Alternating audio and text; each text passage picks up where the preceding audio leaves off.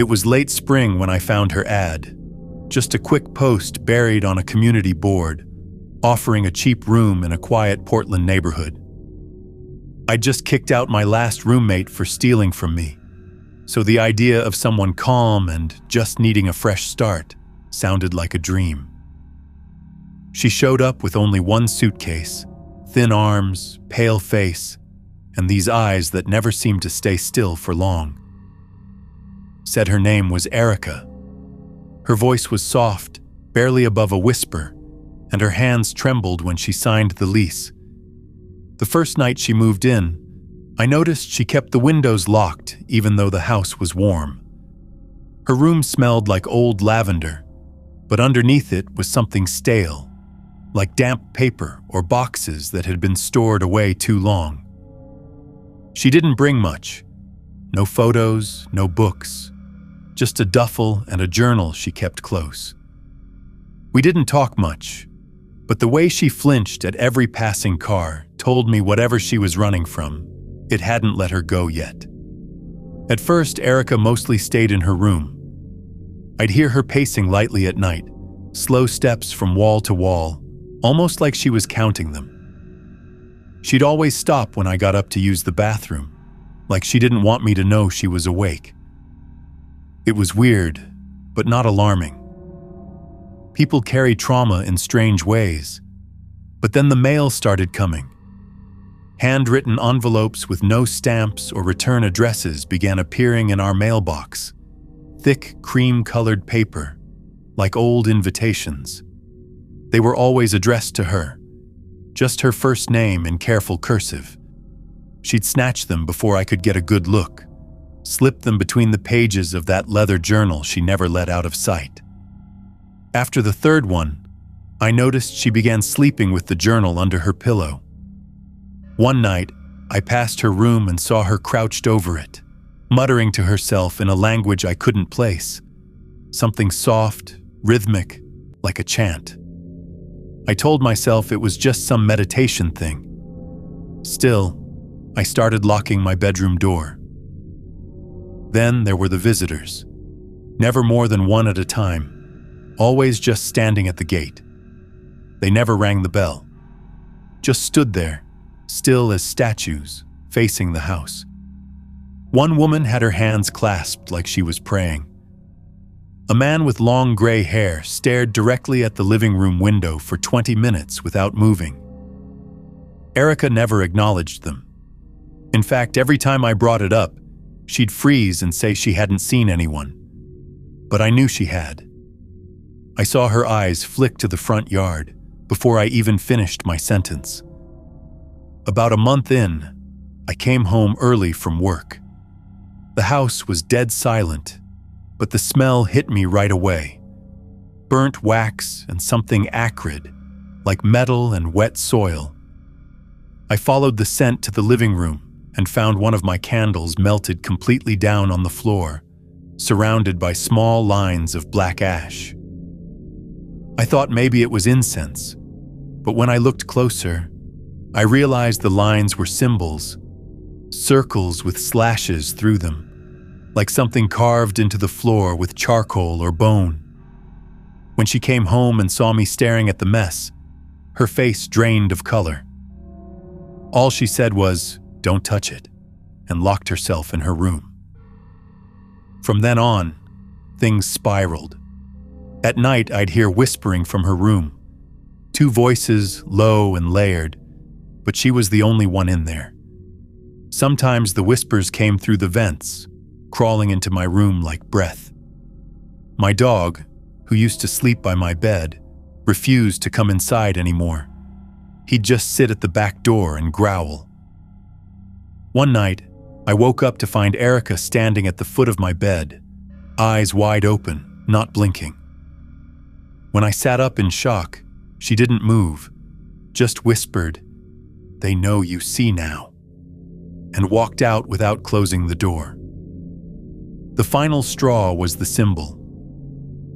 I woke up one morning to an aching neck and noticed a smudge on the floor beneath my bed. When I lifted the frame, I found one of those same symbols etched into the wood. Same pattern, same black ash, and what looked like a faint fingerprint smeared beside it. My heart pounded so hard I could barely breathe. I checked the cameras I'd secretly installed in the hallway a week earlier, and at 3:17 a.m., I watched her crawl into my room on her hands and knees, journal clutched in one arm, her other dragging something I couldn't quite make out. She stayed under my bed for 12 minutes. She didn't blink once. It was a Thursday night when everything snapped. The house had felt wrong all day. Too still, too quiet, like the air itself was waiting for something. Around midnight, I was in bed, scrolling on my phone with the lights off. I hadn't seen Erica since morning, and I figured maybe she was out or asleep. Then the doorbell rang. Once. Long.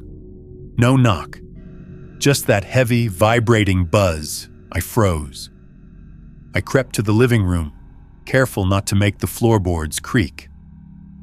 Outside, under the dim porch light, stood a man in a black coat. His face was blurred by the shadow of his hood, but he wasn't moving, just staring. Behind him, maybe 20 feet down the sidewalk, was another figure, then another. 3 in total, spread out evenly like sentries. Not one of them spoke or flinched. I turned to grab my phone, heart thudding, but before I could dial, I heard it. Erica's voice, low and hollow, coming from her room. Except, it wasn't just her. That same second voice was back, deeper, echoing under hers like some distorted mirror. I backed down the hallway, but her door was wide open now. Candles flickered inside, casting warped shadows across the walls. She was kneeling in the center of a chalk-drawn circle, her face soaked in sweat, lips moving rapidly. Her journal lay open in front of her, pages flipping violently even though there was no wind. And then she looked up. Her pupils were so wide they almost swallowed the whites of her eyes. She stood slowly, her neck twitching, her hands outstretched, black ash smeared across her palms. "They're here," she whispered, but it wasn't just her voice.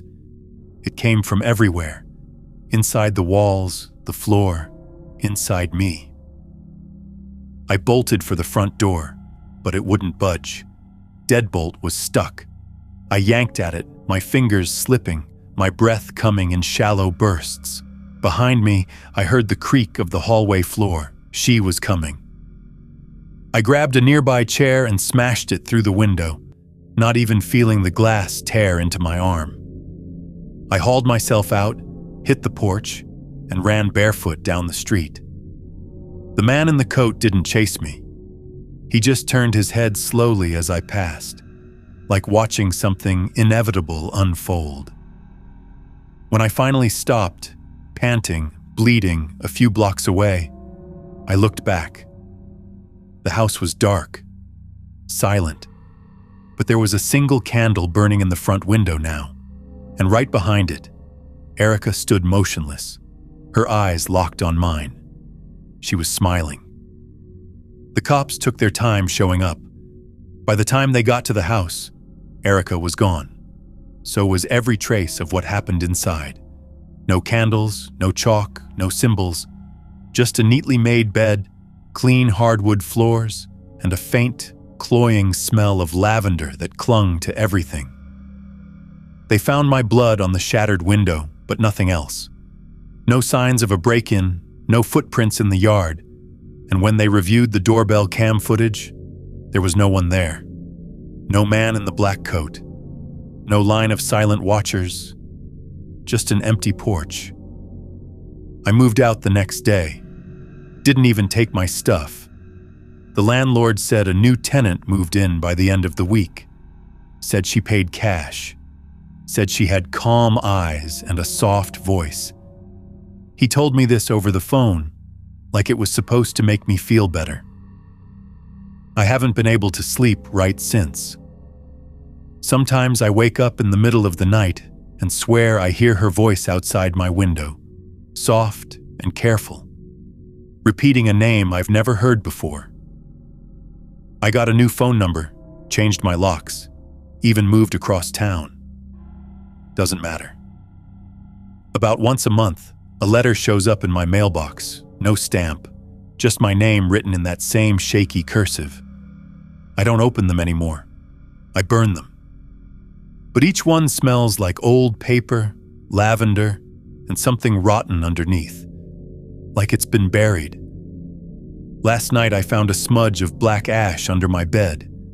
The security footage showed no one, yet the letters kept coming. Her voice still slips through the vents some nights, even in this new place. I never saw her leave, but someone's been lighting candles in my old bedroom, and the ash under my bed, it's spreading.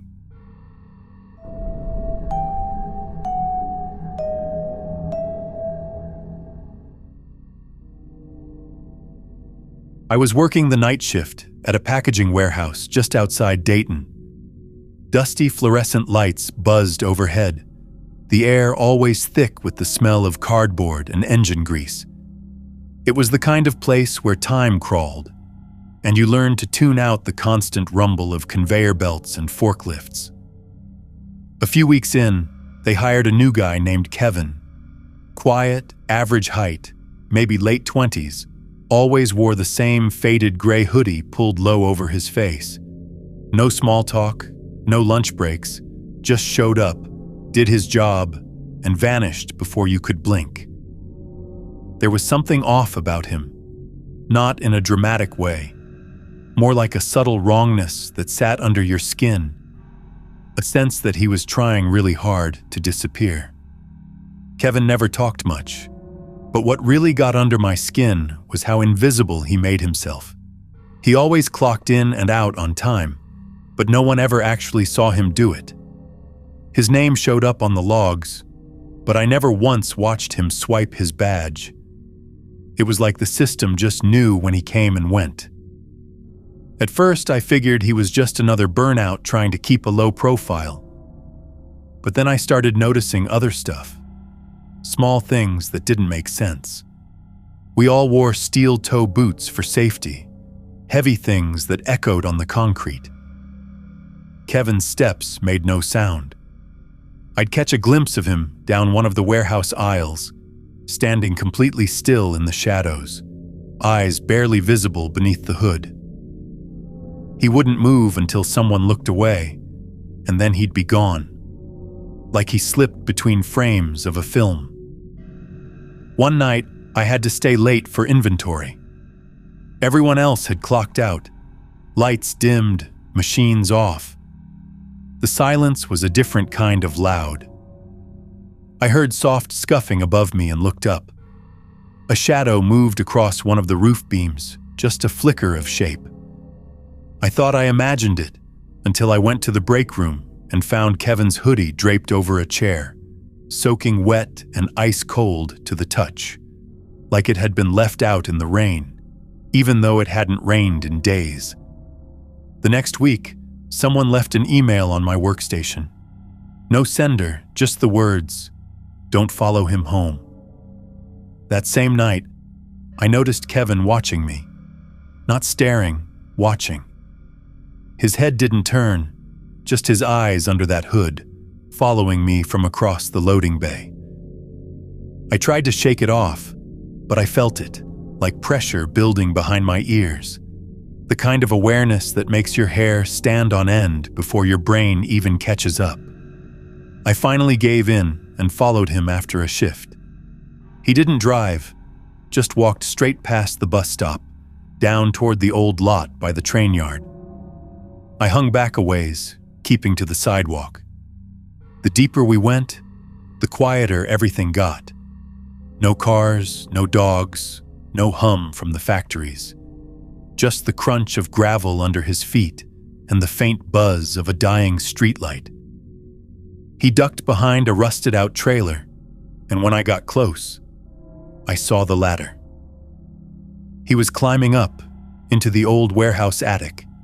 an area sealed off years ago after a fire. I waited until I thought he was asleep and snuck in through the side door. Inside, the place reeked of mildew and rust, the floor soft and warped under my boots. I followed the narrow stairwell up, heart hammering, every creak sounding like a gunshot.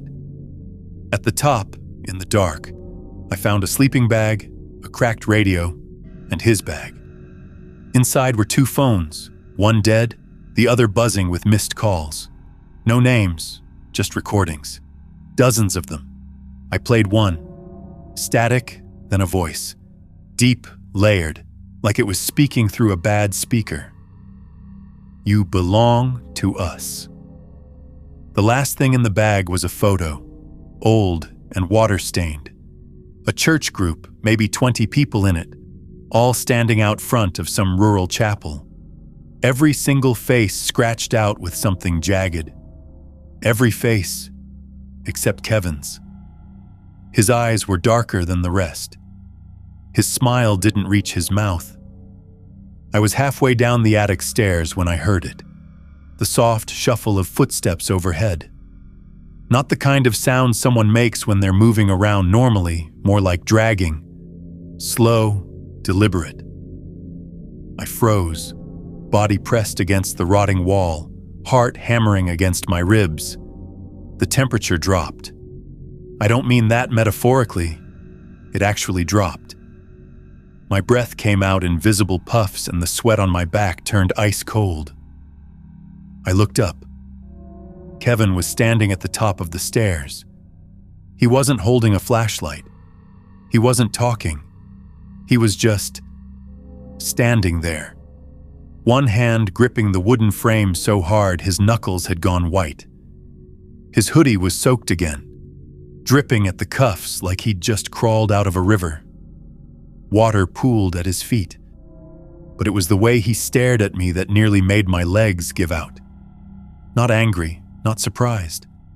Blank, like he'd already decided what came next. Then he smiled, and it was wrong, too wide. The kind of smile that doesn't come from emotion, but from instruction. He stepped forward, and the floorboards under him creaked in a rhythm that sounded practiced, like part of a ritual. I stumbled back down the stairs, trying to stay quiet, but he followed without rushing. Every time I glanced over my shoulder, he was just a few feet behind. No expression, no sound, just those soaked sleeves brushing against the walls, leaving dark streaks behind. I made it to the floor below, ducked into the shadows behind a stack of broken pallets. My hands shook as I pressed myself into the corner, barely able to breathe. That's when I heard it. His voice, low and echoing, but coming from 2 places at once. His mouth was speaking, but so was something else, something deeper. This isn't yours to see. You don't belong in the world above. And then, the lights came on. Bright, sterile white lights flickered across the warehouse floor. A few workers had come back early to prep a shipment, laughing, pushing carts. I looked back toward the stairwell. Kevin was gone. No sound, no footsteps, just the damp trail where he'd walked, already starting to dry. I stood up slowly, barely able to process what just happened. But then I saw it. Nailed to the wall by the attic entrance, a scrap of yellowed paper, the same church photo from before. But now, a new face was scratched out. Mine. I quit the warehouse the next morning. Didn't even give notice. I just walked out mid-shift and never looked back.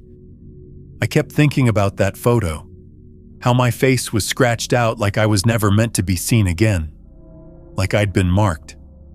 A week passed. I stayed at my sister's place across town, barely sleeping, checking the locks twice an hour. Every creak in the hallway felt like footsteps. I kept hearing the voice, too. Not in full sentences, just fragments that echoed in the back of my mind, always just under the sound of whatever was playing on the TV.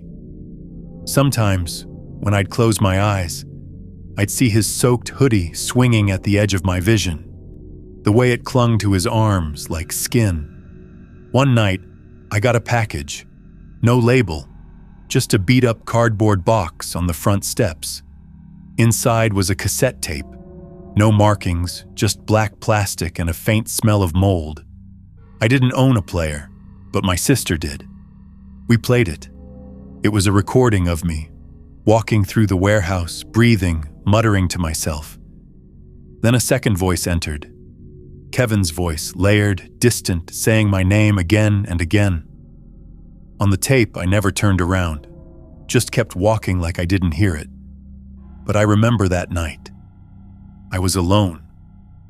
The next morning, her cat wouldn't come near me, just hissed and bolted every time I walked into the room. When I looked in the bathroom mirror, there was something faint just behind my shoulder, like a smudge, maybe a silhouette, maybe nothing. I wiped it away, but the reflection lagged half a second behind. I don't see Kevin anymore, but I know he sees me. His name vanished from the payroll like he was never hired. The attic's sealed now, but someone still leaves wet footprints near the old stairwell. Every few nights, my phone rings once at 3:17 a.m., no number, just static, and my own voice whispering his name.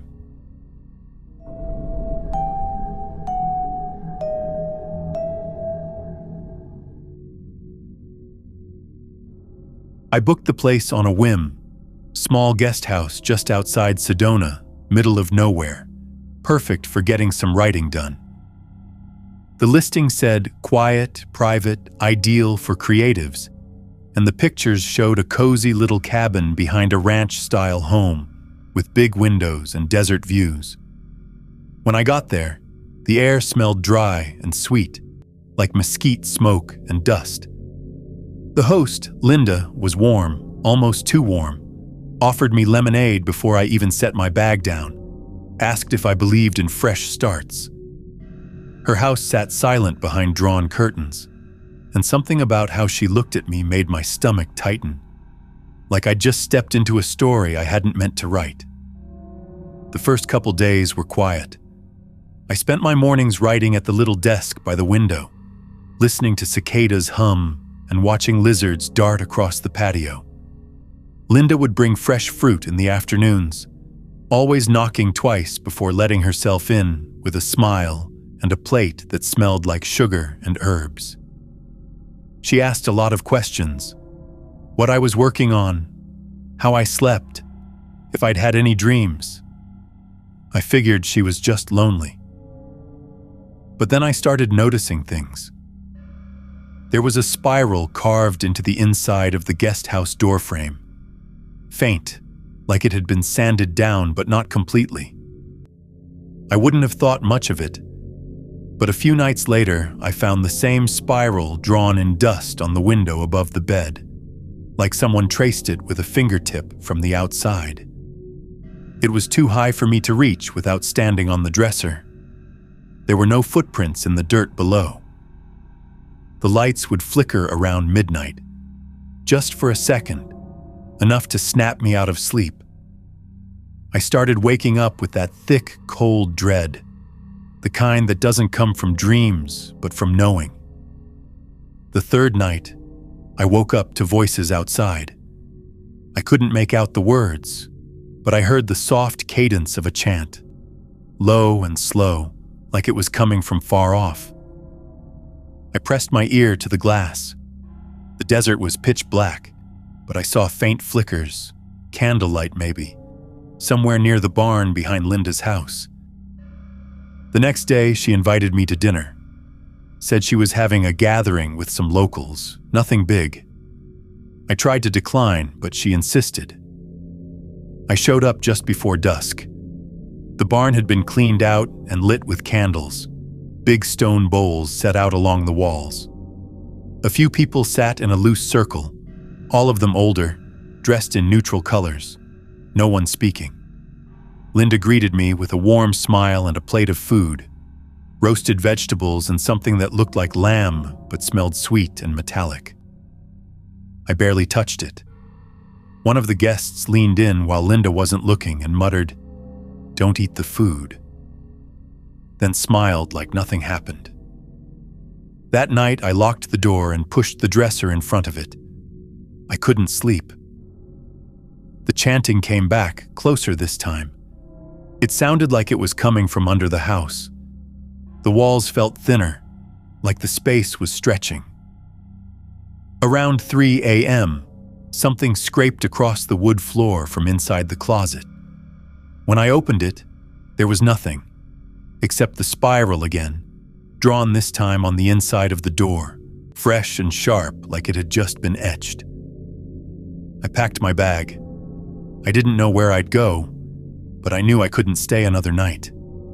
When I opened the front door, Linda was already standing there, barefoot, smiling, holding a candle.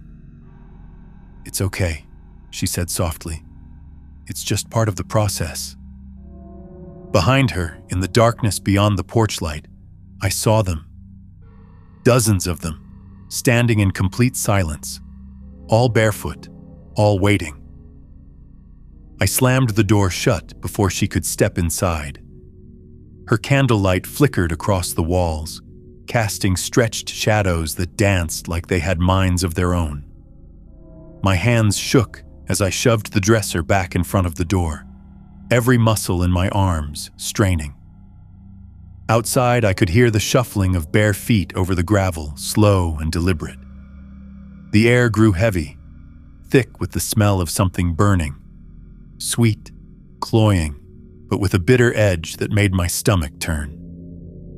My chest felt tight, like the house itself was pressing inward. Then the power cut out. The overhead light snapped, and I was swallowed in darkness. My phone buzzed once and died in my hand, screen going cold. Silence blanketed everything, unnatural, too complete. No wind, no bugs, just the sound of blood thudding in my ears and the soft creak of wood beneath the floorboards. The scraping came back, from the closet. Longer this time, deliberate. I backed away, breathing hard, and reached for the fireplace poker. Just as my fingers wrapped around the iron handle, the front door creaked open. Slowly. The dresser didn't move, didn't fall. It just wasn't there anymore. It was gone, like it had been lifted or erased. Linda stood in the doorway again. Her eyes weren't warm anymore. They were glassy, too wide, her pupils blown out so far there was barely any white left.